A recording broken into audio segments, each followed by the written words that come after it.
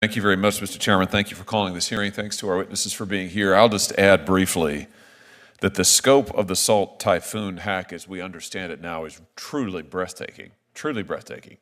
You think about who this group, with the backing, as we understand it, of the Chinese government targeted. The staff members of the current Senate Majority Leader, the staff of the current Vice President of the United States, the current President-elect of the United States, the Vice President-elect of the United States. And to the extent we know, they were successful, perhaps, in garnering at least some of the communications of these individuals and their staffs. And this is truly extraordinary. And I hope it is a wake-up call for our entire government, our entire country, that we face with China a peer competitor of a kind that we frankly haven't seen in any of our lifetimes. And I hope it's also a wake-up call for these American corporations that for too long have been willing to sell out American jobs and America's security interests in order to make a quick buck, and in so doing have threatened all of us. If there's ever an advertisement for bringing our critical supply chains home, if there's ever an advertisement for bringing back core American manufacturing, if there's ever an advertisement for safeguarding American jobs in every sector, particularly these critical sectors that have to do with telecom and communications, this is it. This is it. The time is upon us now to make sure that we safeguard these critical industries and that we put an end to Chinese influence and espionage, which is trying to spread itself into every sector worldwide and right here in the United States. That's why this hearing is so timely. Thank you again, Mr. Chairman. I look forward to hearing from our witnesses. Thank you, Mr. Chairman. Thanks again to all of you for being here. Mr. Myers, if I could just start with you. You just referred to the Salt Typhoon attack as a sophisticated attack. Can you just elaborate? We still don't know a whole lot exactly of what's happened, at least from public reporting. You have extensive experience in this area, as you've just elaborated, for going back years now. So could you give us your sense of the sophistication level involved here, what we might be looking at in terms of ramifications? Sure. Thank you, Senator. The sophistication isn't necessarily just to be measured in terms of how they get in, but what they do once they get in terms of the broad collection operations that China's been running in general. This really belies what their intention is, to collect large amounts of information that they could later exploit, whether that be political information, military information, or intellectual property. We've seen the Chinese over the past decade significantly up-level what they were doing. In the testimony, I refer to smash and grab operations, where they would break into one target, steal the thing that they want, and then leave.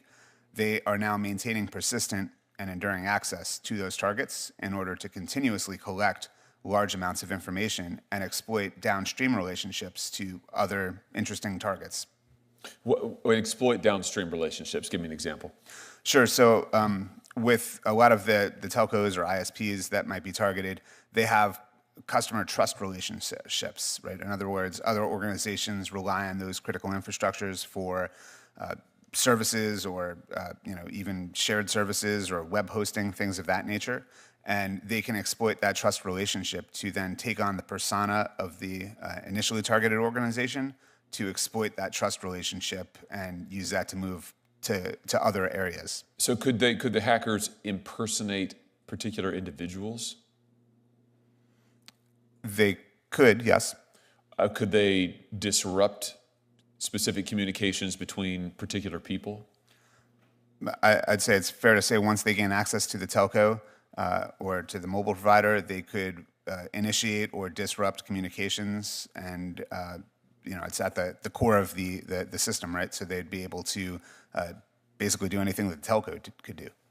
You mentioned their intention being to exploit this information. What are some possible examples of that exploitation? What could we be looking at?